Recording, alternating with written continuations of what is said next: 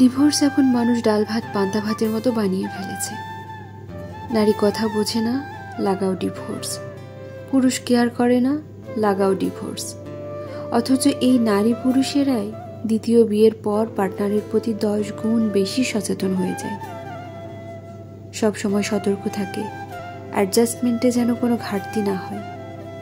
প্রথম বিয়েতে কত কত চাহিদা, ছেলে টাকাওয়ালা হওয়া চায়, মেয়ে রূপবতী হওয়া চায়, আর পরের বার জাস্ট একটা মানব শরীর পেলেই হলো, বাকিটা অ্যাডজাস্ট করে নেব। কি তাই তো? অতএব এক্সপেকটেশন কমান।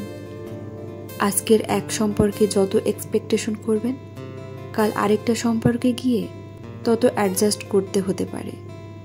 মানুষ তো বলবেই, এ ভালো না, বাদ দেন, ও ভালো না, বাদ দেন। মাঝ সমুদ্রে যে পড়ে সেই বুঝতে পারে ভেসে থাকার মতো খড়কুটোর মূল্য কত।